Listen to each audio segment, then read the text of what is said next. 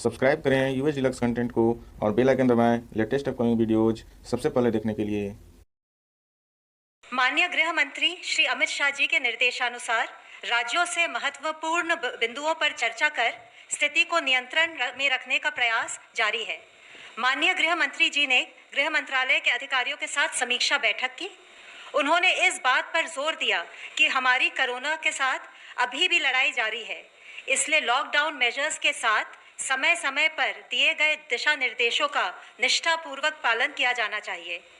ऐसे क्षेत्र जो हॉटस्पॉट्स, क्लस्टर्स, कंटेनमेंट जोन्स में नहीं आते हैं और जिनमें कई गतिविधियों की अनुमति दी जा रही है, वहां सावधानी बरतना है और यह सुनिश्चित करना आवश्यक है कि छूट वास्तविक परिस्थितियों का सही से आकलन करके ही दी जाए।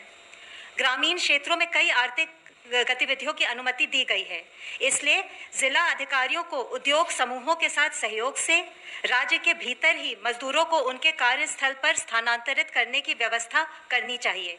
इससे न केवल आर्थिक गतिविधियों को गति मिलेगी, बल्कि मजदूरों को रोजगार के अवसर भी मिलने लगेंगे। उद्योगों के साथ कृषि और मनरेगा गतिविधियों के माध्यम से भी मजदूरों को रोजगार देने की संभावनाओं पर कार्य करना होगा। यह भी सुनिश्चित किया जाना चाहिए कि जो हमारे राष्ट्रीय दिशा निर्देश हैं, उनके अनुपालन की निगरानी के लिए ग्रामीण क्षेत्रों में पर्याप्त गश्त की जाए।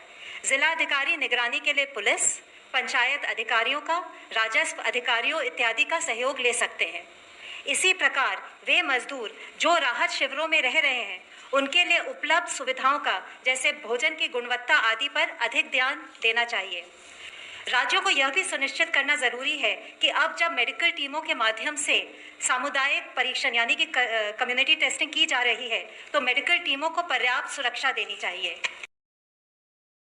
माननीय गृह मंत्री जी के निर्देशानुसार गृह मंत्रालय ने प्रवासी मजदूरों की राज्य के भीतर आवाजाही के लिए एक एसओपी आज जारी किया है, जिससे कि वो जो अनुमति प्राप्त आर्थिक गतिविधियां हैं, उसमें रोजगार के लिए सुचारू रूप से जा सके। इस आवाजाही में सोशल डिस्टेंसिंग इत्यादि का सख्ती से पालन किया जाना है। सभी राज्य सरकारों को और केंद्र शासित प्रदेशों को इस एसओपी के क्रियान्वयन के हेतु निर्देश दिए गए हैं। धन्यवाद। हमने अब तक 3,86,791 टेस्ट किए हैं, 3,86,791।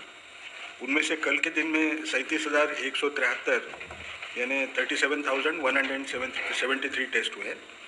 उन टेस्टों में से 29,287 टेस्ट, अभी लैब की संख्या हर रोज़ तो बढ़ती जा रही है, 194 लैब्स आईसीएमआर नेटवर्क में हैं, उनमें हुए। 7,886 ये प्राइवेट सेक्टर में कल काफ़ी ज़्यादा टेस्टिंग में इम्प्रूवमेंट हुआ है, 82 लैब्स में हुआ है। अब तक 2,231 people they have been cured, and which takes our percentage of people who are cured is to 14.19%.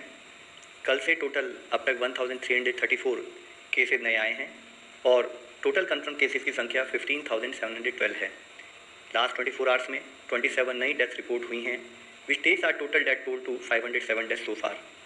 जैसे कि मैंने आपको कल भी बताया था, माहे इन पुडुचेरी और कोडगु इन कर्नाटका में पिछले 28 दिनों से कोई केस नहीं आया है। इसके साथ ही अगर आज का डेटा देखें तो 54 ऐसे एडिशनल डिस्ट्रिक्ट्स हैं beside the 2 above districts in 23 states and union territories जहां पिछले 14 दिनों से कोई केस नहीं आया है। इसमें 10 नए डिस्ट्रिक्ट्स इंक्लूड हुए हैं। इसके साथ ही वैक्सीन और ड्रग टेस्टिंग से संबंधित साइंस के फ्रंटियर्स पर काम करने के लिए आज एक हाई लेवल टास्क फोर्स का गठन किया गया है। इसके को चेयर मेंबर नीति आयोग और principal scientific adviser to government हैं।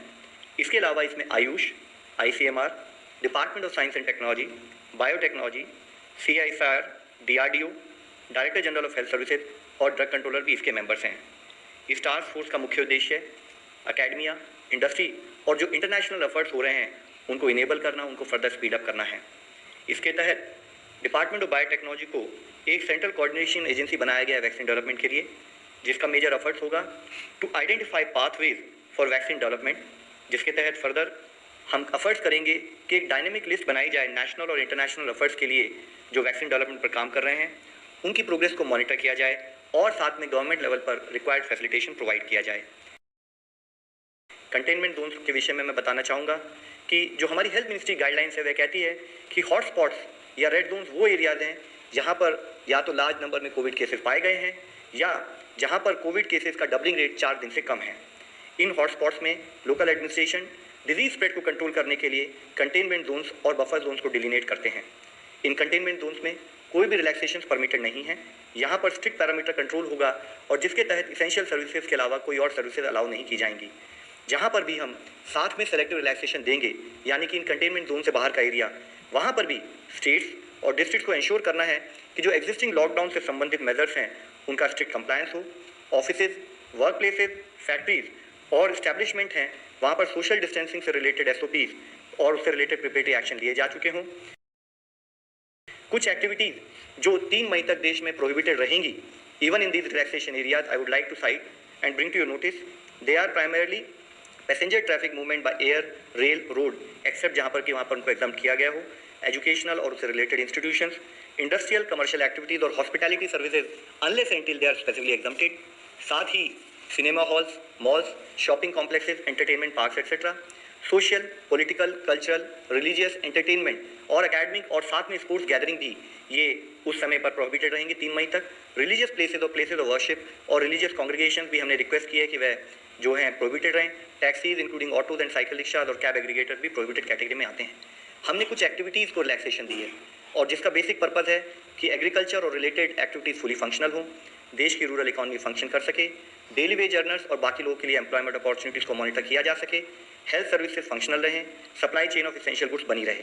हमारा एफर्ट है कि हम धीरे धीरे नॉर्मलसी को रिस्टोर करें ताकि यह इंश्योर किया जा सके कि जान भी है, जहान भी है। लेकिन हमें सतर्क रहना होगा कि हम किसी भी तरीके से इसमें फेल ना हो। साथ ही एक तरफ जब हम सोशल डिस्टेंसिंग लॉकडाउन की बात कर रहे हैं, दूसरी तरफ हॉस्पिटल इंफ्रास्ट्रक्चर क्रिएशन पर भी हमारा उतना ही एफर्ट है, जिसके तहत अब देश में डेडिकेटेड हॉस्पिटल 755 बनाए जा चुके हैं। डेडिकेटेड हेल्थ केयर सेंटर 1389 बनाए जा चुके हैं, which takes to the total dedicated facilities where severe और critical patients can be treated to 2144। आज ज़रूरत है कि हम सब लोगों को एफर्ट्स करने हैं कि जो भी हमारे जिले रेड जोन के अंदर आते हैं उनको नेक्स्ट 14 दिन तक वहाँ केसेज ना आए। एफर्ट्स ऐसे हों कि उसको हम ऑरेंज जोन में कन्वर्ट करें और नेक्स्ट 28 दिन तक वहाँ कोई केस ना आए और उसके तहत हम उसको ग्रीन जोन में कन्वर्ट करें। इस एफर्ट में हम सब लोगों को मिलकर काम करना है। धन्यवाद।